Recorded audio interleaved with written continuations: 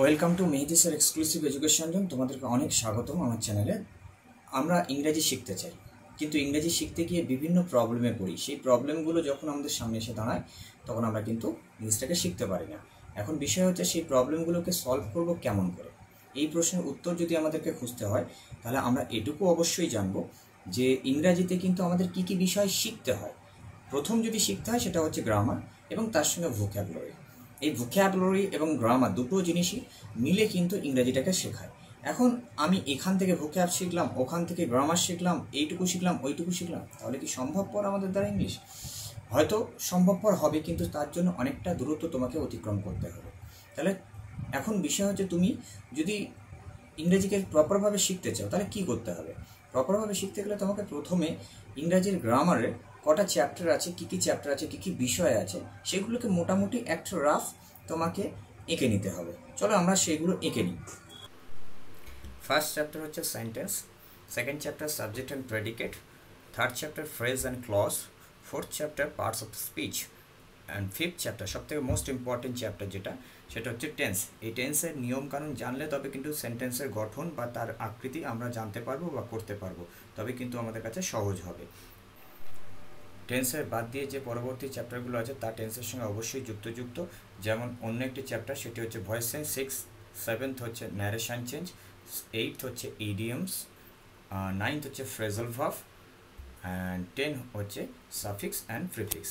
এই চ্যাপ্টারগুলোকে কিন্তু কম্বাইনলি সমস্ত একে অপরের সঙ্গে প্রত্যেকের সঙ্গে সংযুক্ত আছে।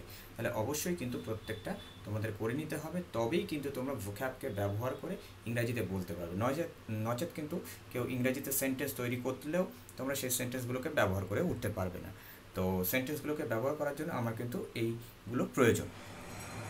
দেখো, ইংরাজির যে চ্যাপ্টারগুলো আমরা নিয়ে আলোচনা করলাম, এই চ্যাপ্টারগুলো প্রত্যেকটা ইম্পর্টেন্ট এবং এইগুলো ছাড়া কিন্তু আমার ইংরাজি গঠন করা সম্ভব নয়। তাহলে আমাকে এই ইংরাজির চ্যাপ্টারগুলোকে অবশ্যই করে ভালো করে তোমাকে প্রত্যেকটাকে শিখতে হবে। তাহলে প্রত্যেকটা গ্রামারের চ্যাপ্টার শেখা কমপ্লিট হলে তার সঙ্গে অবশ্যই তুমি একসঙ্গে ভোক্যাবুলারির প্র্যাকটিসটা করে যেতে হবে। রেগুলারলি ভোক্যাবুলারির প্র্যাকটিস করে যেতে হবে। যদি ভোক্যাবুলারির প্র্যাকটিস তুমি না করো তাহলে কিন্তু তোমার দ্বারা ইংরাজিতে ওদিকে গ্রামার শিখলেও তোমার এদিকে স্ট্রাকচার কিন্তু গঠন হবে না। আমাদের শরীরে যেমন রক্ত মাংস আছে না, হাড় আছে, রক্ত মাংস আছে, তেমন হাড় যদি গ্রামাটিক্যাল পার্ট হয় তাহলে অবশ্যই রক্ত মাংসটা হচ্ছে আমাদের ভোক্যাবুলারি। অবশ্যই ভোক্যাবুলারি শিখতে হবে এবং সেগুলো যদি ছবির মাধ্যমে শেখা যায় আরও কিন্তু সুবিধা।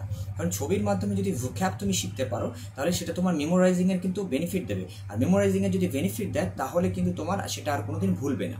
তাহলে চলো আমরা কিছু ভোক্যাবুলারি শিখে নিই, এবং এর সঙ্গে সঙ্গে আমরা যদি প্রত্যাহ এই ভোক্যাবুলারি এবং গ্রামারটা কম্বাইন করে শিখি তাহলে মোটামুটি মাস 3 বা মাস 6 মধ্যে তুমি ইংরাজিকে একটা দক্ষতার মধ্যে নিয়ে আসতে পারবে। দেখো, আর একটা কথা, যদি কোনো ভোক্যাবুলারি তুমি না জানো তাহলে সেই ভোক্যাবুলারিতে যখন জানবে তখন সেটাকে প্রনাউন্সিয়েশন করবে ভালো করে অবশ্যই, এবং দ্বিতীয় কাজ করবে সেটাকে বারবার মনে করার চেষ্টা করবে, ব্যবহার করার চেষ্টা করবে, প্রাত্যহিকভাবে ব্যবহার করার চেষ্টা করবে। চলো আমরা এই বিষয়গুলো নিয়ে আলোচনা করি। যেমন ধরো একটি আমরা বাক্য নিচ্ছি, বাক্যটি হচ্ছে standing on the stool he reached the shelf. So এই সেন্টেন্সের মধ্যে we can find out some words, কিছু ওয়ার্ড খুঁজে পাচ্ছি, যেমন standing on the stool he reached the shelf. এরকম প্রত্যেকটা শব্দ মিলে কিন্তু সেন্টেন্সটাকে তৈরি হয়েছে। তাহলে এখানে তৈরি হওয়ার সময় দেখো স্ট্যান্ডিং একটা ভার্ব কিন্তু নাউনের মতো ব্যবহার হচ্ছে, অর্থাৎ এটি একটি জিরান। তাহলে তুমি সেই জিরানটাকে চিনতে পারবে, টুল একটা শব্দ যেটাকে চিনতে পারবে। এরকম ভোক্যাবুলারি তোমাকে জানতে হবে, তবেই কিন্তু তুমি গ্রামারের ইউজ করতে পারবে। এবং দেখো এই যে বাক্যটি আছে সেটি কোন নিয়মে পড়ছে, টেন্সের 5 নম্বর নিয়ম, সেই নিয়মে পড়ছে। সেই নিয়মে পড়ে এই সেন্টেন্সটি হয়েছে। তাহলে নিয়ম তখনই বুঝতে পারবে যখন তোমার ভোক্যাব জানা থাকবে, অর্থাৎ ভোক্যাব এবং গ্রামারের সম্মিলিত রূপই তোমাকে ইংরাজিতে পারদর্শী করে তুলবে।